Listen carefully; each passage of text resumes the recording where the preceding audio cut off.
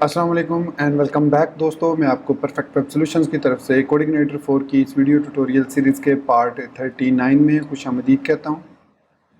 दोस्तों, मेरा नाम इमरान कासिम है और आज के इस कोऑर्डिनेटर 4 के वीडियो ट्यूटोरियल में हम अपने एंटिटी क्लास फ्रेमवर्क को या एंटिटी क्लास को कंटिन्यू करेंगे और उसकी दूसरी कुछ प्रॉपर्टीज़ हैं उनके बारे में डिस्कस करेंगे कि और कौन कौन सी हमें प्रॉपर्टीज़ या एंटिटी क्लास प्रोवाइड करती है, यूज़फुल प्रॉपर्टीज़ बेसिकली।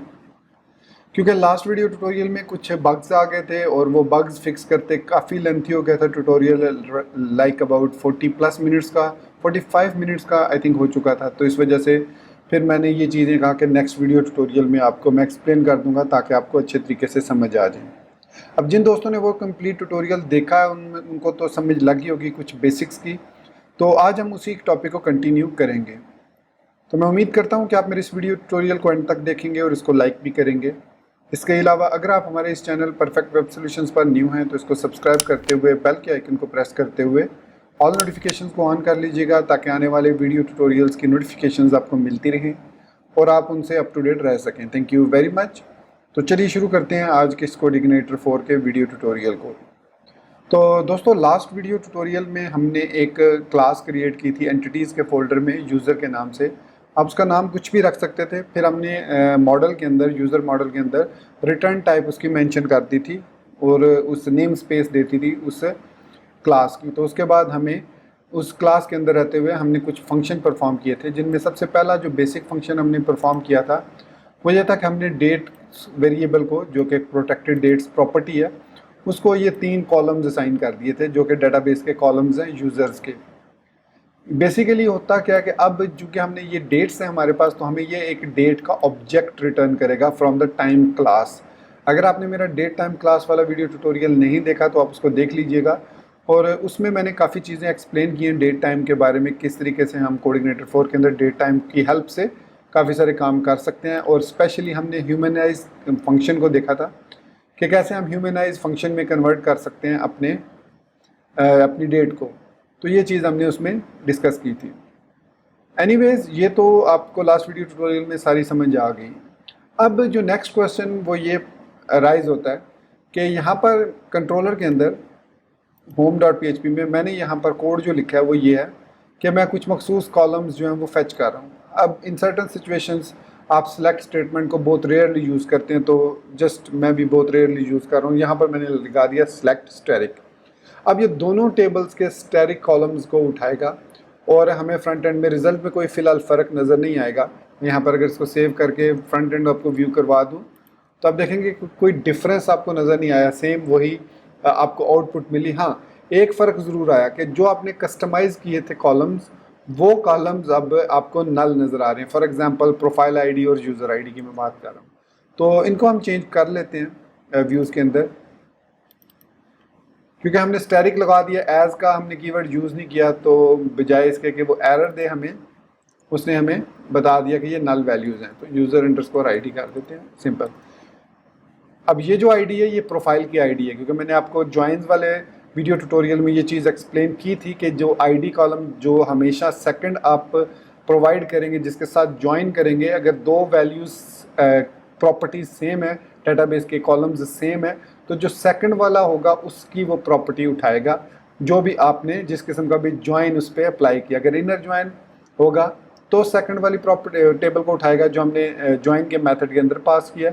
अगर लेफ़्ट ज्वाइन होगा तो फिर वो लेफ़्ट वाले की उठाएगा। अगर राइट ज्वाइन होगा तो भी वो प्रोफाइल्स वाले टेबल का डाटा उठाएगा। तो ये आईडी चूँकि दोनों में सेम थी तो उसने प्रोफाइल्स वाली आईडी उठा ली। मैं इसको रीलोड करता हूँ तो अब हमारे पास ये देख सकते हैं प्रोफाइल आईडी और यूज़र आईडी यहाँ पर वापस आ चुकी है। That's great. तो देखिए आपको बेसिक और आउटपुट में कोई डिफरेंस नज़र नहीं आया होगा। अब मैं एक और काम करता हूँ, यहाँ पर मैं ईमेल की जगह पासवर्ड लिख देता हूँ, सिंपल कॉलम नेम। तो क्या हुआ कि उसने यहाँ पर हमें पासवर्ड, ईमेल के कॉलम के अंदर पासवर्ड का डाटा दे दिया। अब ये डाटा तो खैर एनक्रिप्टेड है, कोई इसमें ऐसी प्रॉब्लम नहीं है, लेकिन कोई ऐसा कॉलम हो सकता है कि जो आप चाहते हैं कि डिस्प्ले ही ना हो किसी भी सिचुएशन में, चाहे आप APIs यूज़ कर रहे हैं या चाहे आप कोई भी व्यू यूज़ कर रहे हैं, तो वो सामने ही ना आए, वो क्यूरी में ही आउटपुट में, एरे के अंदर ना आए। क्यूरी में तो आए वो, लेकिन इनपुट में वो, आउटपुट में वो नज़र ना आए। तो उसके लिए हम एक और टाइप कास्टिंग का तरीका यूज़ करते हैं, या सॉरी टाइप कास्टिंग कह रहा हूँ मैं उसको हम सेटर और गेटर के थ्रू चेंज करते हैं। तो यहाँ पर एंटिटी के अंदर यूज़र डॉट PHP फाइल के अंदर हम एक मेथड क्रिएट करेंगे गेट पासवर्ड के नाम से। ये नेमिंग कन्वेंशन अपने जहन में रखनी है। गेट पासवर्ड होती है एक, और एक होती है हमारे पास पब्लिक फंक्शन सेट पासवर्ड। अब ये दोनों फंक्शन कहीं पर भी क्रिएटेड नहीं है, बल्कि ये फंक्शंस रन टाइम पर क्रिएट होते हैं, और यही ब्यूटी है इस एंटिटी क्लास की। अब ये ऑटोमेटिकली क्रिएट होंगे behind the scene, entity class इनको खुद क्रिएट करेगी। अब इसमें जो पहला सेट है ये बेसिकली सेटर है, और ये जो गेट है ये गेटर है। ये क्या करता है, ये जब उस वक्त एग्जीक्यूट होता है जब आप इस जो भी आपने यहाँ पर फील्ड दी है, ये वाली सेकंड पैरामीटर जो है, इसका सेकंड वर्ड जो क्योंकि सेकंड वर्ड इसलिए मुझे पता है क्योंकि इसका फर्स्ट लेटर कैपिटल है, तो it means they are two words, get and password. So जैसे ही वो पासवर्ड को डिस्प्ले करने लगेगा वो इस फंक्शन को कॉल करेगा, और ये फंक्शन आगे उसको रिटर्न रिस्पॉन्स करेगा। इसी तरीके से अगर हम सेट पासवर्ड करते हैं तो जैसे ही पासवर्ड की फील्ड डेटाबेस में जाएगी, जाने से पहले वो इस सेट पासवर्ड के पास आएगी और कहेगी कि भाई कुछ काम करना है, नहीं करना तो मुझे बता दो। तो ये सेटर और गेटर होते हैं। अब पहले मैं सेट की आपको बता दूं कि इसका क्या यूजेज है। यहाँ पर मॉडल्स के अंदर हमने यूज़र मॉडल के अंदर एक फंक्शन क्रिएट किया था, अगर आपको याद हो।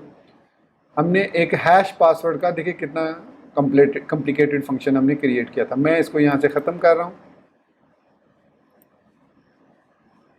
बल्कि मैं इसको यहाँ से इस कोड को यहाँ से कॉपी कर रहा हूँ। कॉपी करने के बाद इस कोड को मैं यहाँ पर सेट के अंदर सेव कर रहा हूँ। सेव करने के बाद यूज़र मॉडल के अंदर से मैं इस फंक्शन को ही ख़त्म कर देता हूँ, हैश पासवर्ड। उसके बाद ऊपर आता हूँ मैं और बिफोर इंसर्ट के अंदर से ये दोनों मेथड मैं ख़त्म कर देता हूँ, बिफोर इंसर्ट और आफ्टर इंसर्ट दोनों में से ये।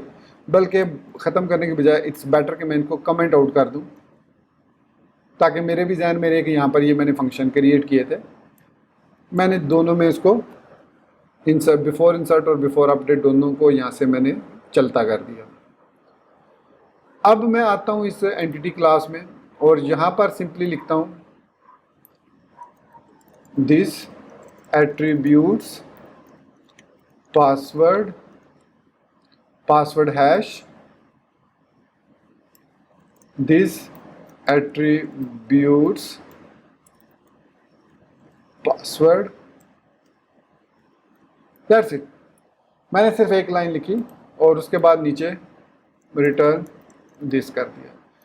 रिटर्न दिस इसलिए करते हैं कि ये एक चेनिंग मेथड है। ये जो सेट पासवर्ड है बेसिकली ये आप इसके साथ किसी और फंक्शन को भी कॉल कर सकते हैं, तो दैट इज़ द रीज़न हम यहाँ पर रिटर्न दिस करते हैं। ये मैंने अपनी PHP की ऑब्जेक्ट ओरिएंटेड जो सीरीज थी उसमें ये चीज़ एक्सप्लेन की थी कि चेन ऑफ मेथड्स कैसे काम करते हैं। तो अगर आपको ऑब्जेक्ट ओरिएंटेड का कॉन्सेप्ट है तो फिर आपको समझ आ गई होगी इसकी। अब देखिए मैंने किया क्या, मैंने सेट पासवर्ड को किया मेथड को क्रिएट और उसके अंदर लिख दिया दिस एट्रीब्यूट्स पासवर्ड। अब ये जो एंटिटी क्लास है ये बाय डिफ़ॉल्ट एट्रीब्यूट्स उठा लेता है तमाम के तमाम उस पर्टिकुलर टेबल के जो आपने कॉलम्स जो आपने मॉडल के अंदर डिफ़ाइन किया है, क्योंकि उसकी एंटिटी को ही पास होते हैं सारे कॉलम्स। अदरवाइज हम यहाँ पर एज अ प्रोटेक्टेड प्रॉपर्टी यहाँ पर डिफ़ाइन भी कर सकते हैं एट्रीब्यूट्स कौन कौन से हैं हमारी इस जो क्लास है या इस मॉडल के कौन कौन से कॉलम्स हैं। तो इसका आईडी कॉलम है, बाय डिफ़ॉल्ट नल हम इसको रखेंगे। यूज़र नेम है, यूज़र्स के टेबल में इसको भी नल रखेंगे। फिर इसके बाद ईमेल है, इसको भी नल रखेंगे। फिर इसमें पासवर्ड है, इसको भी नल रखेंगे। और इसके बाद क्रिएटेड एट है, स्टार्ट में ये भी नल होगा। अपडेटेड एट है, ये भी नल होगा। और उसके बाद डिलीटेड एट है, ये भी नल होगा। तो ये हमने उसको सिर्फ अपनी समझ के लिए यहाँ पर एक प्रॉपर्टी, प्रोटेक्टेड प्रॉपर्टी ले ली एट्रीब्यूट्स। ये बेसिकली एक्सिस्ट करती है इस एंटिटी क्लास में। तो हमने बता दिया कि ये हमारे पास प्रोटेक्टेड एट्रीब्यूट्स हैं inside entity class, sorry inside user model. Okay, तो ये चीज़ मैं एक्सप्लेन कर रहा था। अब ये खुद ब खुद इस सेट पासवर्ड को कॉल करेगा जब भी हम रिकॉर्ड को इंसर्ट करने की कोशिश करेंगे इनसाइड डेटाबेस। सेकंड, अब गेट पासवर्ड की बात कर लेते हैं। अब आपने देखा कि फ्रंट एंड पे हमें यहाँ पर पासवर्ड रिटर्न हो रहा है। मैं चाह रहा हूँ कि वो पासवर्ड रिटर्न ना करे, ठीक है। तो इसके लिए मुझे क्या करना पड़ेगा, सिंपली रिटर्न कर देना पड़ेगा नल। अब आप ध्यान में रखिएगा कि इससे कोई फ़र्क नहीं पड़ेगा आप रिकॉर्ड को एडिट कर रहे हैं या रिकॉर्ड को अपडेट कर रहे हैं, कभी भी हम पासवर्ड को गेट कहीं पर भी नहीं करते थ्रू आउट अपनी एप्लीकेशन की लाइफ साइकिल में या लॉजिक में। ध्यान में रखिएगा, कहीं भी पासवर्ड की फील्ड को गेट करना इज़ अ हाई रिस्क और इसमें आपकी साइट को हैक होने के चांसेस हैं। किसी भी ऐसे कॉलम को जो सेंसिटिव हो, कभी भी इस तरीके से आप आउटपुट पे भी नहीं शो करते और उसको व्यू भी रिटर्न भी नहीं करते, ना ही API रिस्पॉन्स में और ना ही आप उसको इस तरीके से रिटर्न करते हैं। अब इससे क्या हुआ, रिटर्न नल करने से देखिए मैंने रीलोड किया, देयर यू गो, ईमेल का कॉलम अब खाली है, इसमें पासवर्ड नहीं आ रहा। तो इट मीन्स यहाँ पर मैं जो भी वैल्यू दूंगा, what are you trying to do with password, right, और उसके बाद मैं इसको रिटर्न कर देता हूँ। तो देखिए what are you trying to do with the password, आप क्या करना चाह रहे हैं पासवर्ड के साथ। यहाँ पर मैंने जो भी स्ट्रिंग लिखूंगा तो मैंने यहाँ पर नल लिख दिया, या आप या यूज़र को कोई मैसेज देना चाहते हैं तो रिटर्न नहीं कर दें, नॉट अवेलेबल। देखिए, तो कहने का मकसद ये था कि ये जो एंटिटी क्लास है इसमें काफ़ी सारे अच्छे फीचर्स हैं, जैसे ये एक फ़ीचर मैंने यहाँ पर आपको एक्सप्लेन किया। इसके बाद इसमें 2-3 और भी बहुत ज़बरदस्त फीचर हैं, मैं आपको वो भी अभी एक्सप्लेन करता हूँ। अब जो दूसरा इसका इम्पॉर्टेंट फीचर है वो है टाइप कास्टिंग। टाइप कास्टिंग क्या होती है? टाइप कास्टिंग का मतलब होता है किसी भी डाटा टाइप को कन्वर्ट करना। अगर हमें एक डेट कॉलम रिटर्न हो रहा है तो हम उसको बूलियन में कन्वर्ट कर सकते हैं, जैसे यहाँ पर ये टाइप कास्टिंग हो रही है बेसिकली। जैसे ही हमें डेट्स रिटर्न होती हैं वो उनको डेट के ऑब्जेक्ट में रिटर्न कर देता है। अब इसमें यहाँ पर हम किसी भी कॉलम को टाइप कास्ट कर सकते हैं। फॉर एग्जांपल, अगर आपके पास एक लॉगिन का यूज़र लॉगिन का है, मतलब मैं लिखता हूँ इज़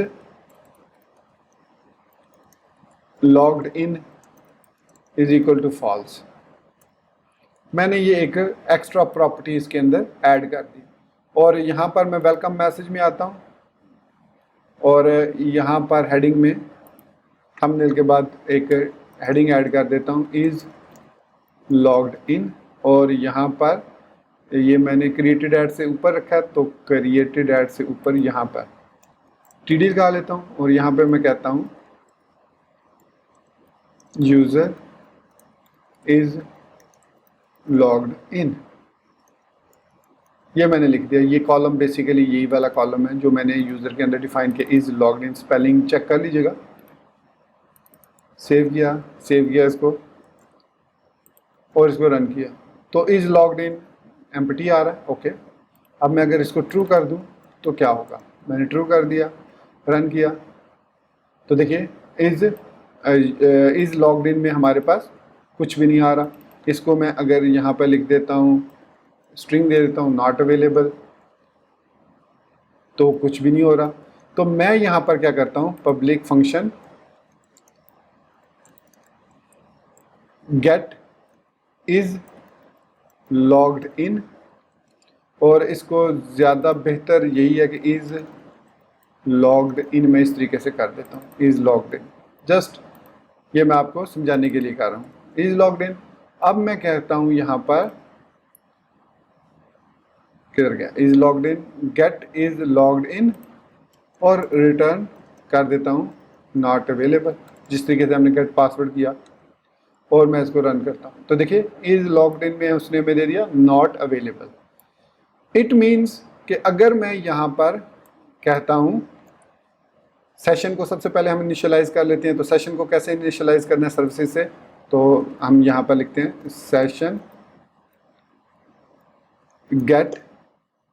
अच्छा, तो दोस्तों लाइट चली गई थी तो मैं वहीं पर वीडियो को मतलब स्टॉप करके वेट करता रहा कि लाइट आए। तो अभी लाइट आई है तकरीबन 15 मिनट्स बाद, तो मैं वापस आया हूँ और यहाँ पर हमने लिखा था सेशन गेट यूज़र नेम। तो इस सेशन को पहले इनिशियलाइज़ करते हैं। तो इनिशियलाइज़ जिस तरीके से बेस कंट्रोलर में इनिशियलाइज़ किया था सेशन को, this session is equal to services session, इस तरीके से हम इस तरीके से भी इनिशियलाइज़ करा सकते हैं। और इसको सेशन इज इक्वल टू यहाँ पर इस तरीके से भी लिख सकते हैं, session is equal to services colon session, और इस सर्विसेज को यहाँ पर हम F5 प्रेस करके इंपोर्ट कर लेते हैं कॉन्फ़िग सर्विसेज से। तो हमने सर्विसेज में से सेशन को इंपोर्ट कर लिया यहाँ पर, और हम लिखेंगे return session get user ID otherwise false. अगर तो यूज़र की आईडी रिटर्न होती है तो वो आईडी जो है वो रिटर्न होगी यहाँ पर, और उसको हम कास्ट कर लेते हैं। यहाँ पर भी कास्ट कर सकते हैं इस तरीके से, तो मैं एक और तरीका भी आपको बताऊँगा। तो मैंने कहा कि उसको सेशन में बूल के साथ रिटर्न करे, अगर आईडी मौजूद है तो ट्रू रिटर्न कर दे, अगर आईडी मौजूद नहीं है तो फॉल्स रिटर्न कर दे। तो इस सूरत में क्या होगा कि उस यूज़र के अगेंस्ट हमें यहाँ पर ब्राउज़र में ट्रू फॉल्स मिलेगा। अच्छा, यहाँ पर वो कह रहा है trying to access offset a value type null. तो बेसिकली यूज़र लॉग्ड इन है ही नहीं है, तो इस वजह से वो यहाँ पर कह रहा है कि यूज़र अवेलेबल ही नहीं है, session get user ID available ही नहीं है हमारे पास। तो मैं यहाँ पर इसको इस तरीके से दूसरे ऑपरेटर के साथ यूज़ कर लेते हैं, सेशन गेट यूज़र। अगर तो गेट यूज़र, सॉरी नॉट, मैंने यूज़र्स पहले भी लिखा है, लेट मी सी, नहीं यूज़र ही लिखा है। तो सेशन गेट यूज़र, तो अगर तो यूज़र अवेलेबल है तो ट्रू कर रिटर्न कर दो, अदरवाइज फॉल्स रिटर्न कर दो। या फिर आप इस सेट भी लगा सकते हैं, इस सेट यूज़र।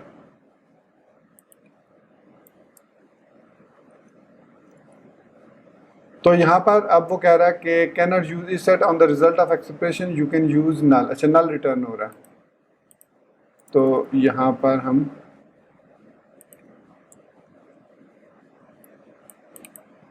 रिटर्न कर देते हैं सेशन गेट यूज़र आईडी, अगर तो सेशन अवेलेबल है। सो अब आप देख सकते हैं कि यहाँ पर हमारे पास कहीं पर भी लॉग्ड इन में ट्रू नज़र नहीं आ रहा, सब में एम्प्टी स्ट्रिंग नज़र आ रहा है। और या फिर आप कह सकते हैं कि यहाँ पर बल्कि मैं इसको लॉगिन करता हूँ एक दफ़ा यूज़र को, तो लॉगिन पर क्लिक किया, मैं किसी भी एक यूज़र से लॉगिन हो जाता हूँ।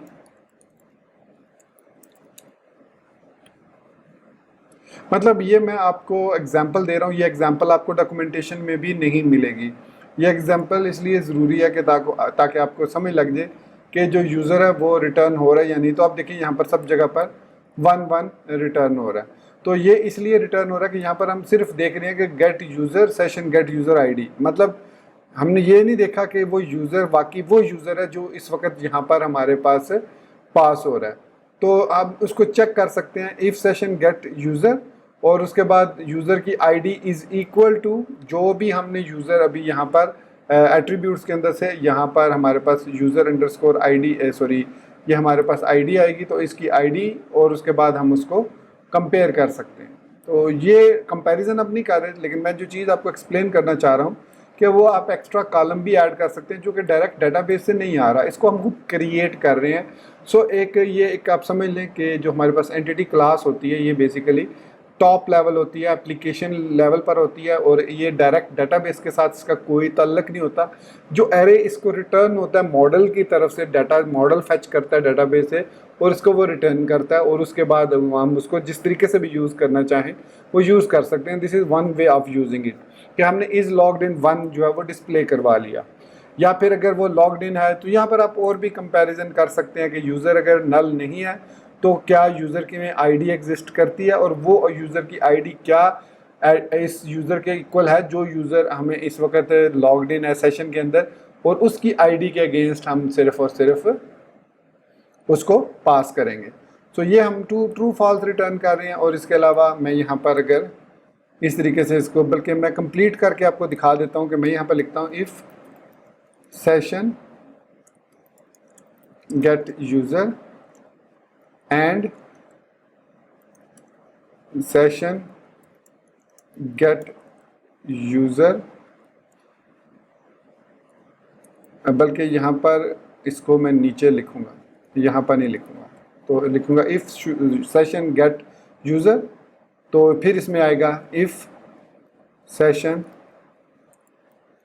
गेट यूज़र, सॉरी मैंने अगेन यूज़र्स लिख दिया था, ID is equal to this attributes into ID. तो ये हमने उसको कंपैरिजन कर लिया यहाँ पर। तो फिर क्या रिटर्न करें? Logged in, simple text, otherwise return कर दे फॉल्स। तो ये मैंने एक लॉजिक, छोटी सी लॉजिक लगाई है कि दिस एट्रीब्यूट्स, अब ये एट्रीब्यूट्स में से आईडी को उठाएगा और उसके बाद उसको कंपेयर करेगा कि जो यूज़र लॉग्ड इन है वो इसके बराबर है या नहीं है, और उसके बाद उसका मैसेज दे देगा। तो इस तरीके से आप चेक कर सकते हैं कि कौन कौन यूज़र आपका इस वक्त। अब ये जो सेशन क्रिएट होता है बेसिकली ये तो डेटाबेस के अंदर होता है ना, तो आप सॉरी ब्राउज़र के अंदर होता है। तो आप क्या कर सकते हैं कि जैसे यूज़र लॉग्ड इन हो, एक कॉलम बनाएं इज लॉग्ड इन का, उसको ट्रू फॉल्स रखें, बूलियन वैल्यू। तो अगर यूज़र जैसे ही लॉग्ड इन होता है उसको ट्रू कर दें। जैसे यूज़र का या तो सेशन एक्सपायर होता है या वो यूज़र लॉग्ड आउट होता है तो आप उसको सेशन को उसको फॉल्स कर दें। इससे आप चेक कर सकते हैं कि वेदर वो यूज़र लॉग्ड इन है या वो यूज़र लॉग्ड इन नहीं है, और यहाँ पर आप उसको डिस्प्ले करवा सकते हैं इस तरीके से, मतलब उसको कंपेयर करके इसकी वैल्यू के आगे उसको। अब मैंने तो सेशन को यूज़ किया तो मुझे वो अपनी ही आईडी शो करेगा, लॉग्ड इन हूँ या मैं लॉग्ड इन नहीं हूँ। अगर मेरा सेशन कहीं और क्रिएटेड है तो यहाँ पर ब्राउज़र के अंदर तो हम सेशन को गेट कर सकते हैं, लेकिन किसी दूसरे ब्राउज़र के अंदर किसी दूसरे बंदे का सेशन गेट नहीं कर सकते। तो इसलिए ये चीज़ ध्यान में रखिएगा कि ये चीज़ मैं जो एंटिटी की आपको एक्सप्लेन कर रहा हूँ दैट इज़ सोल पर्पज़ कि आपको समझ आए कि क्या क्या कुछ कर सकते हैं हम इस एंटिटी क्लास के साथ, कैसे हम अपना जो डाटा रिटर्न होता है उसको मैनिपुलेट कर सकते हैं।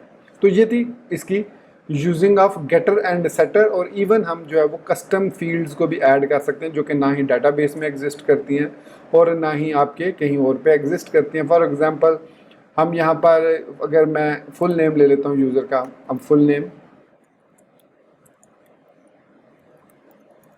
अब हमें नहीं पता फुल नेम यूज़र का क्या है, तो मैं यहाँ पर एक क्यूरी रन कर सकता हूँ डेटाबेस से गेट यूज़र नेम के साथ गेट फुल नेम, इस तरीके से मैं लिखूँगा। और यहाँ पर अब मुझे पता है कि उस यूज़र के जो लॉग्ड इन यूज़र है उसके अगेंस्ट मुझे फुल नेम उसका गेट करना है। तो मुझे यहाँ पर अब ज्वाइंस लगाने की भी ज़रूरत नहीं पड़ेगी अगर मुझे सिर्फ नेम चाहिए। सो मैं उसको गेट कर सकता हूँ यहाँ पर एज अ कॉलम डेटाबेस को कॉल करके, और उस यूज़र की आईडी को की बेस पे उस प्रोफाइल्स के टेबल में से नेम को गेट करके मैं इस फुल नेम को असाइन कर सकता हूँ, और फिर इस फुल नेम को मैं फ्रंट एंड में डिस्प्ले करवा सकता हूँ। सो मतलब जो हमारे पास यहाँ पर आईडी है उसकी आईडी के बेस पर मैं प्रोफाइल्स के टेबल में से डाटा को फेच करके डिस्प्ले करवा सकता हूँ। So there are many possibilities जिससे आप इस एंटिटी क्लास को यूज़ कर सकते हैं। तो अब हम बात करते हैं डाटा मैपिंग के बारे में। तो डाटा मैप हमारे पास एक प्रोटेक्टेड प्रॉपर्टी है इन एंटिटी क्लास।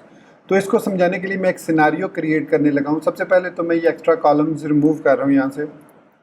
तो हमारे पास ये टेबल है और ये भी हम रिमूव कर देते हैं यहाँ से, let it to be here get password. अब सिनारियो ये है कि हमने एक एप्लीकेशन डेवलप करके एक एप्लीकेशन डेवलप की और उसको डिलीवर किया। उसमें क्या था, हमारे पास यहाँ पर यूज़र मॉडल का सिर्फ डाटा आ रहा है, और welcome message dot PHP file के अंदर भी मैं इसको मॉडिफाई कर देता हूँ। अभी हमने डिलीवर नहीं की एप्लीकेशन, हम डिलीवर करने लगे हैं।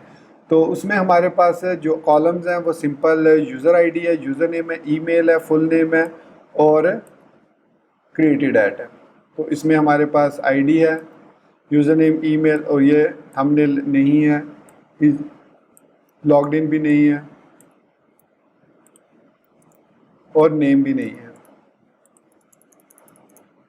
तो ये हमने एक एप्लीकेशन डेवलप करके दी है, ये हमने एक एप्लीकेशन डेवलप करके दी। तो फुल नेम को मैंने रिमूव नहीं किया, फुल नेम, हाँ फुल नेम को मैंने हेडिंग से रिमूव नहीं किया। So that's it. अब हमारे पास ये कॉलम्स हैं और ये हमारी एक एप्लीकेशन है। इमेजिन कीजिए ये हमने एक एप्लीकेशन डेवलप करके यूज़र मैनेजमेंट सिस्टम डिलीवर कर दिया। अब कल को जिसको हमने दिया ये डिलीवर करके वो कहता है कि भाई मैं जो यूज़र नेम है उसको यूज़ नहीं करता, उसकी जगह पर मैं जो है डिस्प्ले करवाना चाह रहा हूँ यूज़र से गेट करके उसका फुल नेम। तो आप ऐसा करो कि जहाँ जहाँ पर आपने यूज़र नेम को लिखा है, मतलब फेच किया, वहाँ वहाँ पर आप इसको फुल नेम कर दो और डेटाबेस के अंदर भी फुल नेम कर दो। तो आप क्या करेंगे, फ़ौरन माइग्रेशन क्रिएट करेंगे और फिर सर्च एंड फाइंड करेंगे और तमाम फाइल में से जहाँ जहाँ पर आपने यूज़र नेम लिखा है वहाँ वहाँ से आप उसको फुल नेम कर देंगे। सपोज़ मैं यहाँ पर आता हूँ, मैं इसको फ़िलहाल यूज़र नेम के बजाय नेम कह रहा हूँ, ठीक है, जस्ट समझाने के लिए कि हमें कॉलम नेम चेंज करने की ज़रूरत नहीं थी। तो अगर इस नेम की जगह ये जो यूज़र नेम डिस्प्ले हो रहा है इसकी जगह पर हम अब यूज़र से फुल नेम लेंगे तो इसको ये कहे कि फुल नेम, तो अब आप सोचेंगे कि डेफिनेटली बहुत इजी है, जस्ट माइग्रेशन एक क्रिएट करेंगे न्यू और एक चेंज मॉडिफाई कर देंगे कॉलम को और उसको फुल नेम में कन्वर्ट कर देंगे, इजी पीजी जॉब। और फिर कंट्रोल शिफ्ट एफ करके स्मार्ट एडिटर में से फाइंड एंड रिप्लेस के थ्रू तमाम जगह से रिप्लेस कर देंगे। फिर एक और आता है एम्प्लॉय, वो कहता है भाई मुझे यूज़र नेम चाहिए, तो आप फिर उसको लिए यूज़र नेम क्रिएट करेंगे। तो ये सिचुएशन आती रहेगी आपके लाइफ में जब भी आप, ये एक मैंने एक सिंपल से एग्जांपल दी है, इससे भी कॉम्प्लिकेटेड एग्जांपल्स आती हैं। तो ऐसी सिचुएशन में आप क्या करोगे कि आपको ना ही कॉलम रिमूव करने की ज़रूरत है ना ही न्यू माइग्रेशन क्रिएट करने की ज़रूरत है। यहाँ पर यूज़ करेंगे डाटा मैप प्रॉपर्टी को। तो inside your user entity class आप सिंपली क्या करेंगे, प्रोटेक्टेड डाटा मैप प्रॉपर्टी को यूज़ करेंगे और बताएंगे उसको कि हमने फुल नेम को नेम के साथ मैप करना है। अब ये जो फुल नेम है ये वो नेम है जो अब जिसकी मदद से हम प्रॉपर्टी एक्सेस कर सकते हैं, प्लस ये नेम हमारे पास डाटाबेस के अंदर वो कॉलम है जिसको हमने मैप कर दिया है full name, sorry this is not name, this is user name. तो इसको हमने मैप कर दिया फुल नेम के साथ। तो अब एप्लीकेशन में कहीं पर भी जहाँ पर भी हम फुल नेम एक्सेस करेंगे वहाँ पर हम इस यूज़र नेम को डिस्प्ले कर सकते हैं और जहाँ पर यूज़र नेम को डिस्प्ले करना चाहें वहाँ पर यूज़र नेम को यूज़ कर सकते हैं। तो मीन टू से कि अगर आपके कोई API डेवलप कर रहा है और वो एंटिटी मॉडल आपके यूज़ कर रहा है, इस यूज़र मॉडल को यूज़ कर रहा है, तो वो जब फुल नेम को कॉल करेगा तो उसको बेसिकली डाटाबेस के कॉलम में से यूज़र नेम ही रिटर्न होगा, लेकिन वो फुल नेम उसको एरर नहीं देगा। अगर हमने यहाँ पर इसको यूज़ ना किया हो, मतलब प्रोटेक्टेड डाटा मैप प्रॉपर्टी को सपोज मैंने इस तरह किया हो और अब मैं यहाँ पर वेलकम मैसेज के अंदर अगर यहाँ पर लिखता हूँ यूज़र नेम की जगह फुल नेम, तो हमें एरर मिलेगा या एम्प्टी स्ट्रिंग मिलेगा। तो देखिए हमें नेम में एम्प्टी स्ट्रिंग मिल रहा है। तो अब इसको फुल नेम यहाँ पर रहने देते हैं और क्या करते हैं, यहाँ पर यूज़र में आते हैं और इसको मैं अनकमेंट कर देता हूँ। जैसे मैं अनकमेंट करके सेव करूँगा, अब मैं जब इसको रीलोड करूँगा तो आप देखेंगे सरप्राइजिंगली कि अब नेम में हमारे पास डाटा आ रहा है। लेकिन जो इंटरेस्टिंग चीज़ है, जो चीज़ समझने वाली है मैपिंग की, वो ये देखिए यहाँ पर हम फुल नेम यूज़ कर रहे हैं। तो ये फ़ायदा है एंटिटी क्लास का कि ये आपके डेटाबेस लेवल पर काम नहीं करती, बल्कि डाटा से जो एरे फैच होता है या जो ऑब्जेक्ट फैच होता है उस पर काम करती है और उसकी डाटा प्रॉपर्टी जो भी उसको रिटर्न हुई है यहाँ पर यूज़र नेम, उसको उसने मैप कर दिया फुल नेम के साथ। अब चाहे तो आप यूज़र नेम डिस्प्ले करें, चाहे आप फुल नेम लिखें, आपको यूज़र नेम ही रिटर्न होगा। आप इसको मल्टीपल जगह पर मैप कर सकते हैं, for example user full name user name. तो अब इसका मतलब है कि जहाँ जहाँ हम यूज़र फुल नेम लिखेंगे वहाँ वहाँ पर हम इसको भी एक्सेस कर सकते हैं। सो अगर मैं लिखता हूँ user underscore full underscore name, इसको रीलोड किया तो देखिए कोई प्रॉब्लम नहीं हुई, हमारी एप्लीकेशन इज़ वर्किंग फाइन। तो कहने का मकसद ये है कि आपको डेटाबेस लेवल पर जाकर चेंजेस करने की ज़रूरत नहीं पड़ती ऐसे छोटे छोटे कामों के लिए। आप इसके लिए एंटिटी क्लास को इस्तेमाल कर सकते हैं और आसानी से डाटा मैप प्रॉपर्टी के थ्रू उस किसी भी कॉलम को किसी भी दूसरे की के साथ मैप करके उस की को फिर जहाँ पर भी आप यूज़ करना चाहें यूज़ कर सकते हैं। तो यह है डाटा मैप की प्रॉपर्टी हमारे पास इन कोडिग्नेटर 4। तो दोस्तों ये वीडियो ट्यूटोरियल भी ऑलमोस्ट 30 मिनट का होने वाला है। तो मैं अब जो बाकी इस एंटिटी क्लास से रिलेटेड टॉपिक्स हैं जो कि एरे टू जेसन और जेसन टू एरे कैसे कन्वर्ट करते हैं उस चीज़ को, और उसके अलावा एक और इसकी बहुत ज़बरदस्त प्रॉपर्टी है जो कि डिटेक्ट करती है कि आपका जो डाटा है वो डाटाबेस में या जो एंटिटी में डाटा है वो चेंज हुआ है या नहीं, वही पुराना डाटा है। तो वो उस सूरत में आपको रिकॉर्ड को अपडेट करने की फैसिलिटी प्रोवाइड करती है। तो हम ये डिटेक्ट कर सकते हैं कि डाटाबेस में किसी भी किस्म की कोई चेंजेस हुई है तो उसके अगेंस्ट हम कोई भी मैसेज जो है वो डिस्प्ले करवा सकते हैं। तो इस तरीके से हम जो है वो डेटाबेस को किस तरीके से वो कर सकते हैं वो नेक्स्ट वीडियो ट्यूटोरियल में देखेंगे। तो मैं अपने इस वीडियो ट्यूटोरियल को यहीं पर ख़त्म करता हूँ और मैं उम्मीद करता हूँ कि इस वीडियो ट्यूटोरियल में जो कुछ मैंने आपको एंटिटी क्लास के बारे में बताया वो आपको अच्छे तरीके से समझ आ गया होगा और आप इसकी प्रैक्टिस भी ज़रूर करेंगे। तो इसी बात के साथ मुझे इजाज़त दीजिए, मिलते हैं नेक्स्ट वीडियो ट्यूटोरियल में। टिल देन चैनल को सब्सक्राइब करना, वीडियो को लाइक और शेयर करना, बेल आइकन दबाना और ऑल नोटिफिकेशंस को ऑन करना बिल्कुल मत भूलिएगा। So guys, thank you very much for watching this video tutorial. Take care, goodbye and Allah Hafiz.